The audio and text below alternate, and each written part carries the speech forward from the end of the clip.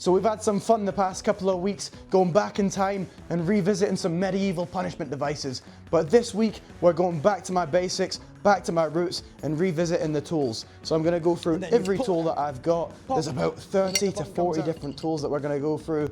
I'm a brewery cooper, an English brewery cooper to be specific, and my predecessors would tell you that this is the most difficult form of coopering in the world. I take that with a punch of salt.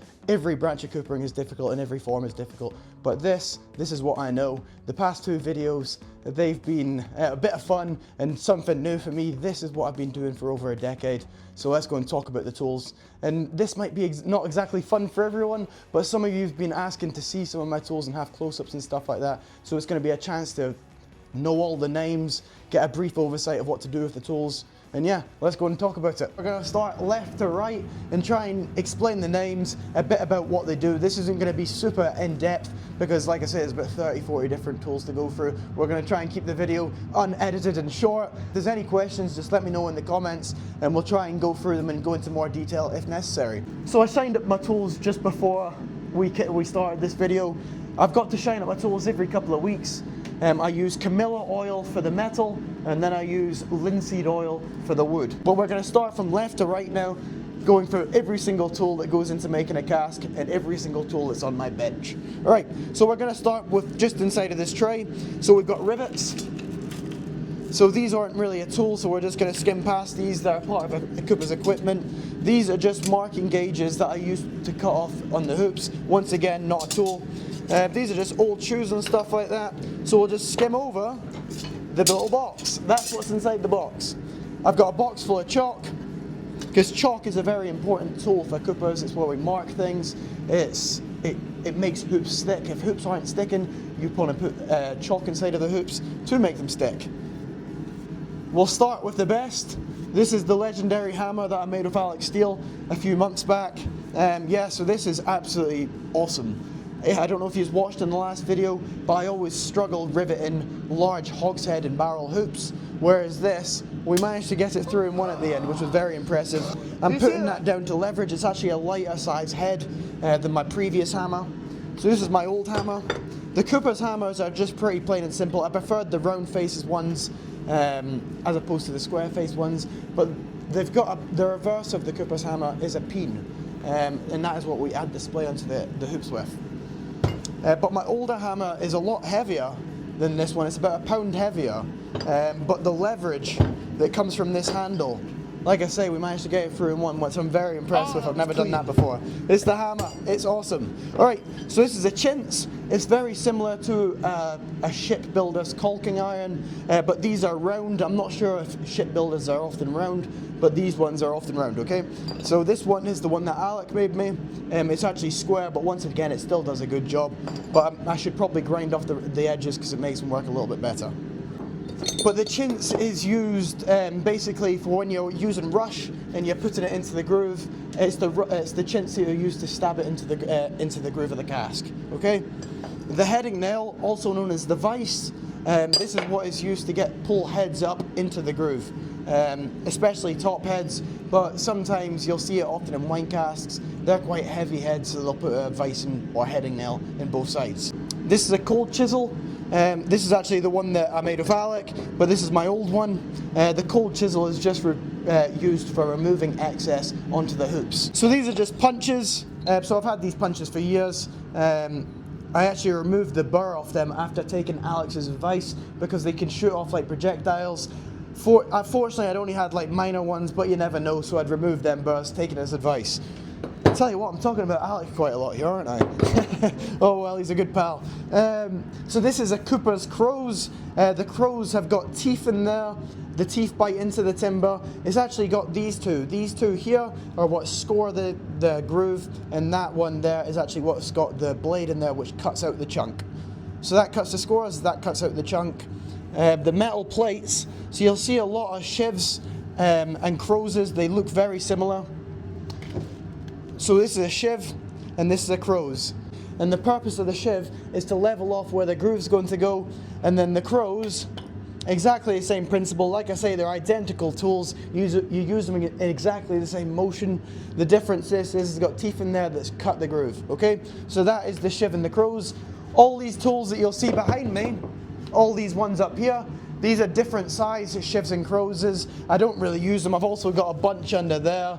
They're all for different size, ones for like barrels and hogsheads. As you guys have seen, the most common cast size that I make is firkins and pins and stuff like that. And you only really need one or two of them. You don't need a bunch of them, so it's kind of pointless. So yeah, those ones are kind of on the wall as like ornaments, if anything. But they're always there if I need them and if I want to tighten them up. I've actually got my old bench over there, full of old tools that I'll show you at the end. I'm going to show you every tool that I've got here on this video, because I've got quite a lot. Most of them are pretty redundant and they're going to need a good see into in order to make them right. But yeah, back to the main tools. So that is the Shiv and the Crows. This is just a miniature Crows for doing buckets and miniatures and stuff like that. Just a lot smaller one. These are long shaft drivers. So the driver is one of a cooper's most commonly used tools. I used to use the long shaft ones for my day with a cooper until I discovered the sets hammer, which we'll go back to when we get there. But the driver, these are one of a cooper's most commonly used tools. The drivers have got a shoe, the shoes have got lips, which attach onto the hoop, which allow you to hit it, okay? So I've got a bunch of different drivers, but I've obviously got main ones that I'll use. I'll use the longer shaft ones if I'm doing smaller casks or clocks, but usually I prefer like a smaller shaft one. Feel a bit more in control with it. So this is a bung puller. So this is actually a really rare tool. I used to have one, but it went missing sometime. So this is actually, I bought this off eBay a few months back. It's got this screw-in part here. You hit this into the bung, you twist it in like a corkscrew, and then you pull it out. Pop, and then the bung comes out, okay? And if it's going to take a few hits, you can take it a few hits, and then pop, the bung will come out. Okay, so that is a bung puller. These are just tin snips, because the hoops, they come in bundles of 20, so you've got to cut them open. So I'll use tin snips, but I've actually started to use the grinder because it's a lot quicker and easier, I'm not gonna lie. These are doming tools, so I'm gonna go cover miniatures soon enough and buckets and stuff. And these, because usually you'll see me on the Bic iron just mushrooming over my rivets. This is a doming tool. There's different size doming tools for different size rivets, obviously. This one is just a hole, so that pushes it flat. And then this is like a circular thing, which puts like a circular cap onto the rivet. So those are doming tools. Like I say, I only use that for furniture work and like miniature stuff. Whereas this, my bread and butter stuff, is just hammer straight onto there. And I think it actually looks better because it's a bit more like handcrafted. Pliers. Plier, always useful for removing burrs on casks and stuff like that, removing burrs on the hoops. If you try and do it with your fingers, you're gonna hurt yourself basically. I've cut myself many a time. So yeah, get some pliers. Even if it looks loose, get some pliers on it. I need to like get some older looking pliers. I actually need to go back to that guy You got any old pliers? that was in town. He's got a little shop just down the road here. So I need to go and pick up some vintage looking pliers. That's the plan. But they do the job in their pliers at the end of the day, so they don't really need to look pretty. As always, quick shout out to the Hogshead and Firkin members. There's tons of yous now. I think once the heads are completely full, I'm gonna lacquer them and then find a different space in the cooperage to hang them up and then get bigger ones. Shuffle some things around, I reckon. And then, yeah, add your names onto the new one. But you guys will be cemented in history then. Into the cooperage. There's a space for a few more names. But yeah, thank you for the support, guys. Enjoy the rest of the video. These, so we've gone over the Shivs, the Crowses, that's a smaller Crows. This is actually quite a new tool. So all these tools are really old and have more or less been hand-me-downs by my predecessor, who was my journeyman, Jonathan. Whereas a lot of them, I'm starting to acquire them online, and I've been given some. This one I was actually given as an apprentice from the Coopers Federation, which is like a Scottish association for apprentices. So it's called a plucker. So it's very similar to a downright. You can use it as a downright, but since it was given to me by the Scottish, I call it what they'd call it, which is a plucker. I only use this on like larger casks and stuff like that. It's a bit too bigger and cumbersome. Pluckers are a bit more blocky. And the Coopers in Scotland are often working on barrels and hogsheads and stuff like that. So it works well for that. Whereas my usual downright is a bit more agile, a bit more nimble, smaller, brass plated on the front, so it looks pretty. But I've had this one for years. This is a cracking tool. This was actually given to me by Les Skinner, who is a retired cooper in Liverpool. probably about 8 years ago. Yeah, which is pretty cool, so thank you, Les. I doubt he's watching. These are called in-shaves. So there's 3 different in-shaves there, different size ones for different size casks. So I'm just gonna go over the nicest one, basically, the one that I use most, which is my small one. I use this for a few different purposes. In fact, I never actually explained what the Downright was used for either. This is going for over the joints on the outside of the cask. So this can make it look pretty. So the Downright goes over the outside of the cask. The in-shave, as the name implies, is for the inside of the cask. Okay? So if the cask has got an infection, or if it's, for whatever reason, you need to remove something from the inside of the cask, it's not level, whatever, you can get in there. With the smaller casks, it's really quite difficult. You have to keep your wings in there, or get your shiv arm protectors and get in there and just smooth the inside of the cask, okay? So the in-shaves do the inside, the Downright, or the plucker as the Scottish would call it, does the outside. So now we're onto the topping plane. So we're going to do the top level of tools first, and then we'll go into the bottom level. So we'll go left to right here, and then we'll go right to left there. All right. So this is the topping plane. So the topping plane is used when you are cutting the chime. It is the second tool you would use in cutting the chime. There's 4 tools. The chime is this end part of the cask. So there's 4 tools that go into making that. The first one is the Adzes, which we'll come back to. That cuts the initial slope into the chime. The topping plane is what's used afterwards, and this levels off the top, which is important, because if it wasn't level on the top, the cask would be rocking all over the place. And when you're trying to bang the hoops and stuff like that down, that's not a good thing. So you want to ensure that it's level. But additionally, if the top wasn't level, if the top of the chime wasn't level, when it came time to the 3rd and 4th tool, which is the shiv and the crows, the tools are designed to sit on top of the chime, meaning that when it wouldn't really matter for the shiv, but when it came time to cut in the groove, you want it to be nice and smooth and flat all the way around, even and consistent. If it wasn't perfectly flat from the topping plane or whatever, it could be stepped. Little steps are going to create cracks. Cracks will create leaks. Okay? Next, so we've had punches. Did we go over the punches or not, Callum? I don't know. Punches, we'll go back a step. Oh yeah, we did go over punches. Keep going, Ewan. All right, topping plane. This is called a Keystone bush tackle. So this one's actually fixed in place. I've got another one over there. So the Keystone bush tackle, this is a mini version of my irreplaceable tool that hopefully my man Alec or one of you guys will hopefully one day make if anything ever goes wrong with this one. Because like I say, my job would be very hard. Putting bushes and keystones into casks are a very vital part in brewery coopering because they ensure the longevity of the cask, and it's also the traditional way of doing it. So we want to continue doing it, basically. These are hard to come by. I'm sure there's some museums out there. So if one of them want to give one to me, that would also be nice. I'd happily buy it. But this is a smaller version, so this is the Keystone version. So this just locks in place. They're like expanding bushes, basically, and they lock in place, and that is what screws in the Keystone. So this is fixed. Whereas for the bush, the brass bush one is not fixed. So this you actually have to lock in place and then move it and keep on spinning it. Okay, which is handier because it's quite difficult to spin this in. Obviously it's larger, it takes a bit more pressure. So yeah, being able to move it and decide where you want to pull from is better. Okay. Alright, so we'll put that down. The irreplaceable tool is done. So we're on to here. Those are just the bars, so I wouldn't know if you'd consider them as 2 different tools. This is a different type of auger, actually. I rarely ever use this. This is just for making a hole. This is just a bad version of a bracing bit, basically. These are augers. Augers are very important because once you have used the bracing bit to open up the hole, it is this which is going to open it up. So get a close up on that, Callum. So these just score the top and open it up nice and level so that the top of the bush sits flush. It's like a countersink. And this, I'm missing a screw, which is quite annoying because there's these weird Allen key type ones, like a very old vintage one. But this is my main bush key auger. I've got a few over there that I'll show you later on. But yeah, cracking little tool that opens up the hole so that you can screw in the bush. The bush is where the beer goes into the cask, and the Keystone is where the beer goes in out of the cask. And basically the reason that we put brass onto them, these are the only casks that get brass.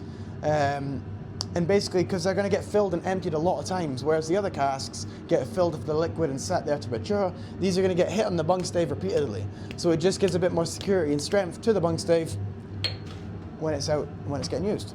Right? So that is the bush auger. This is a Keystone auger, so just exactly the same, just a smaller version.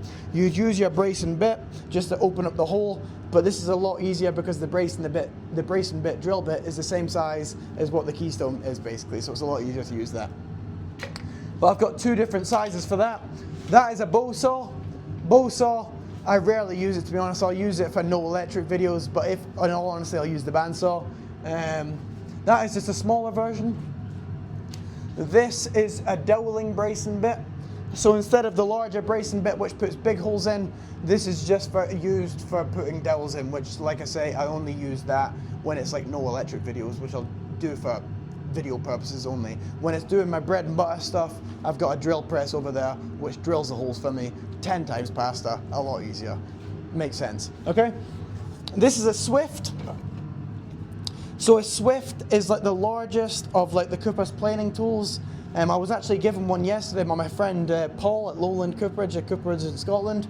But this is like the largest of a Cooper's planing tools. It hasn't actually got the blade in right now, because as I need to sharpen it. But it's obviously got a large wedge in there. And there's a couple of different uses for this. But basically, let's say you're repairing the head and you're putting it in its heading board. It is the Swift that you'll use to get the head level. Just for big jobs. It's just a big version of the Downright, basically, or the plucker. Now we're on to this. This is a lovely little tool that I discovered probably a couple of months ago that I can't stop raving about. I've actually got some different style ones here. So a guy from Hungary sent me this one, Major Adam I think his name was, and he sent me this, which is cracking. So that is a shoe. Obviously it's not got a shaft in there, but this gets a handle through it like that, and a shaft down the way so you can hit it. The benefit of these as opposed to a regular driver is that your hand is out of the way. So this just like makes it a lot safer. Like this is a little driver that was sent by someone in Norway. Thank you very much, Robin. I appreciate that. But obviously this is a smaller driver. I'm only going to use this for buckets and tubs and stuff like that, miniatures. You're very close to your hand when you're hitting this. When I'm doing days with a Cooper and stuff like that, and people aren't used to necessarily using tools, I want to be as safe as possible.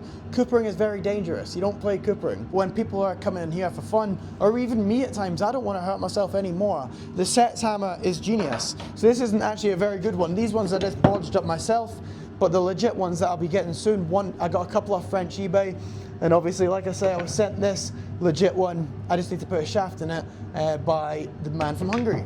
So this, it just literally just sits on there. Hit, hit, hit. Fantastic tool, genius. So that is the Sets hammer. That is just another in-shave. These are my axes. So this is a left-handed one. This is a right-handed, left-handed, right-handed. So the Cooper's axe is a very traditional tool. It's very rarely used anymore today. And there's a couple of different purposes that you can do with the axe. The first one is listing the staves when you're making new timber casks, and that is just giving the rough approximate shape to the staves when you're jointing it. The second usage of the axe, what I use it for, is cutting the head. So the first side of the head, the outside bevel is cut with the knife, the inside bevel is cut with the axe, and you take a larger amount off of the axe, and that is what you use your axe for. Cracking little tool. But one that is very rarely used today, but always makes an impact and was used always in coopering. Coopers have always used axes. It's just today they're not used very often. So when I go out and do demonstrations, which I have done for years, people are always like, "Oh, he's using an axe." And people always see my chopped off pinky and assume that it was the axe that did it. I actually hold the axe in my left hand, so it wouldn't be possible. It wouldn't be possible, but it's always funny just to allude to it. All right, this is a saw. So once again, if we're doing traditional no electric coopering, a saw would be used just to cut your staves to the size that you want, your head and timber to the size you want, whatever, right? It's just a boring saw. Obviously I use the bandsaw, circular saws and stuff like that when I'm doing my bread and butter, but in the future videos, no electric videos, when the lights are out, we'll be using that. Back to basics, okay? These are various different size compasses. Compasses are used for gauging the size of the head. So every head is slightly different, especially when you're trying to contain beer. You use the compass and you go 6 times round, point to point. Is that, I need to clear my throat here, one second. Sorry. So the compass is used to go 6 times around, point to point. And this is going to give you the size of the head that you want, okay? So I've got different size compasses for different size casks, and that is the compass. So this is a trussing adze, and this is the only tool that I've never actually used, okay? This is the only tool that I've never actually used in coopering, and it is called a trussing adze. So it's different than my regular adze that I use every day. This is a trussing adze, which is used exclusively for bending casks. So back in the day, coopers used to use wooden hoops, and they were made by hoopers, but we'll save that for another day. They were wider, they were a bit chunkier. So using the trussing adze, it's a bit more weight. You wouldn't have to. It doesn't require you using your driver, so you can just use the trussing adze. I'll drop some pictures over the top just to show that being used. But it is something that we'll go back to in a video and just give a review on the trussing adze. This is an adze, so this is my main adze. It's a number 2. There's various different size adzes, going all the way up to number 5, I believe. But this is a number 2. My one that I trained on was a number 3, but you'll see over there, that's in the graveyard of tools that we'll go and visit later on. But the adze is what is used. It's a very difficult tool to get the hang of when you're learning, and is used to cut the initial slope into the chine of the cask. So these are a cooper's knives. A cooper's got quite a few different knives for a few different jobs. The first one that we'll come to is the crumb knife, or the jigger. It's known as a jigger in England, crumb knife in Scotland and elsewhere, but it is the only knife which has got one handle. So obviously you grab your hand in one handle and then the other on the other side, and this is used the same as what a shiv does. So a shiv levels off where the groove's going to go. The crumb knife, once again, levels off where the groove's going to go. You'll see coopers of old using this to cut the whole of the chine flush, but that's ridiculous. Get a shiv, it's a much better tool for doing that. When you're repairing the cask though, the crumb knife can be quite superior because it's just quick, you pull it out, bish bash bosh. So that is the crumb knife. This is a hollowing knife. So a hollowing knife is curved. I've actually got 2. One's a bit narrower, one's a bit wider for different size staves obviously, but we're a bit trapped in there. Okay, so that's my 2 hollowing knives. Like I say, don't they look great? I've given everything a nice shine up. Everything could do with a bit more of a sharpen. But the hollowing knife, like I say, they've got a curved blade. So the inside of the stave wants to be a little bit concaved. And this is obviously because it's going to get bent inwards. This is going to encourage it to bend inwards. But secondly, it can also increase the capacity of the cask. But another thing that I'll use the hollowing knife for is, let's say a cask has got an infection or it needs to be cleaned out, so you can just use this to bring it back to whitewood. Okay, so that's the hollowing knife. A couple of different hollowing knives. That is an old heading knife. That is another crumb knife. This is my main heading knife. So this one is the one I've been using forever. It's responsible for that big scar there. One of the first lessons I was taught when learning to be a cooper was, if you drop a knife, don't try and catch it. But of course, me being me, I dropped this knife, and that is responsible for that big scar on my finger. But it happens, and sometimes you have to learn the hard way in trades. And put it this way, I don't make that mistake again. So this is the knocker upper. This is everyone's favourite tool. And it is used to go through the bung hole. So let's find the bung hole. So that is the bung hole there. Goes through the bung hole, and it is used to top the head in place. That is the knocker upper. It's got the best name out of any tool, I think, and it is a great tool, but they're also very rare. So I want to make a few more of these, try my hand at a bit more blacksmithing, and make some knocker uppers and give them to some coopers in Scotland and stuff like that, and help them out. Because these are, like I say, quite a rare tool, and it'll be a fun little project making some knocker uppers.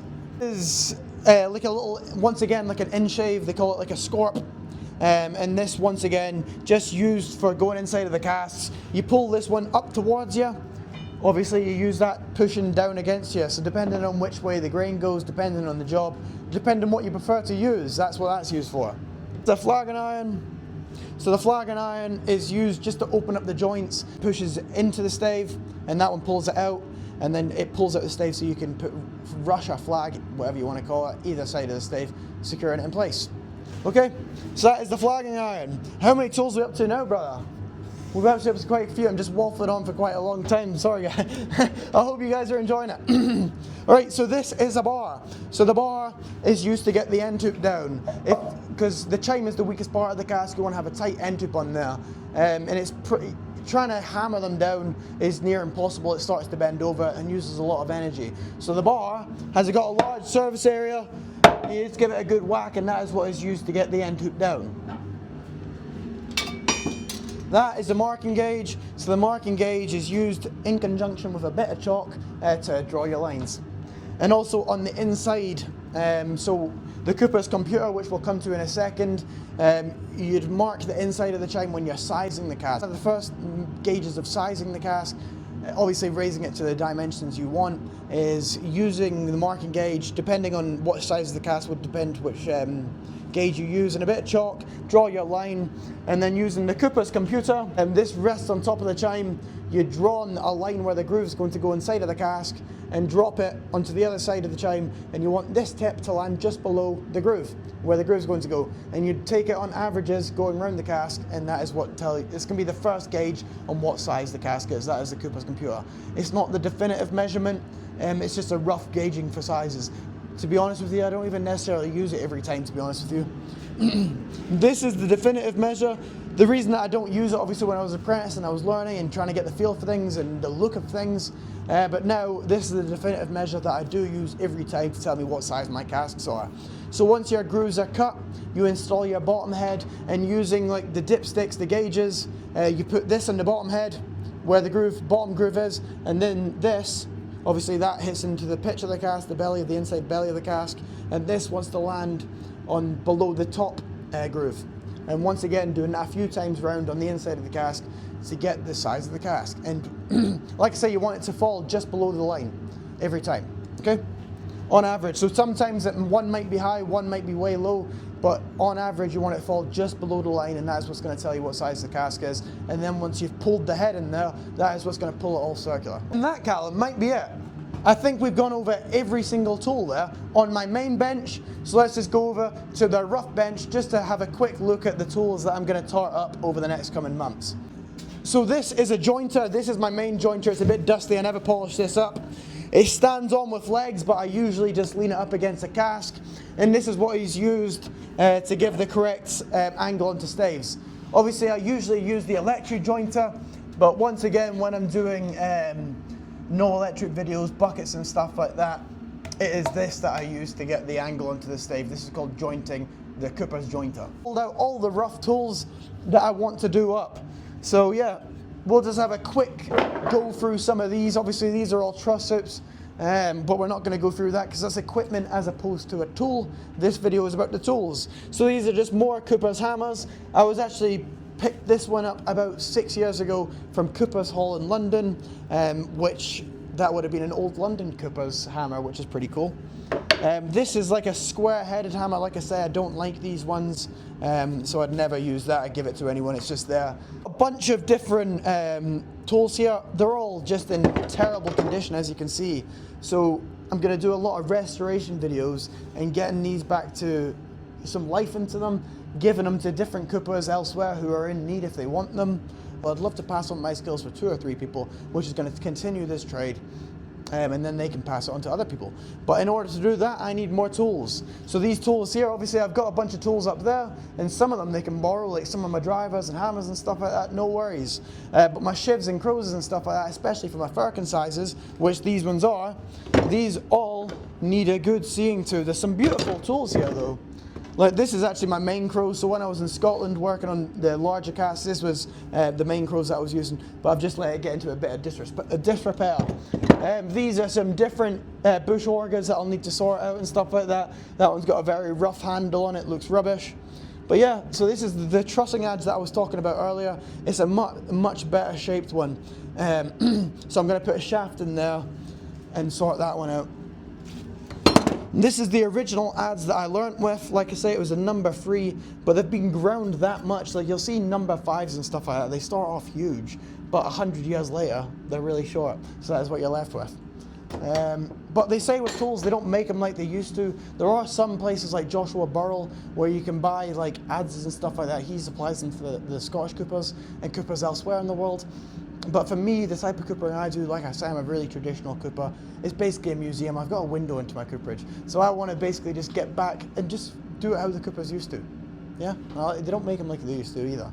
So that's it. So that's it, guys. This is all my different tools. Bunch of different restoration projects to go there. There's a few more underneath, but that's it, guys. That is all my tools in my cooperage. I hope you enjoyed that. I don't know what the final number of tools was. It's somewhere probably around about 30, 40. Some of them aren't necessarily used for the casks, like the set sammers and the drivers, but we've had fun. Hopefully you've learned something, and I'll see you in the next one. Peace.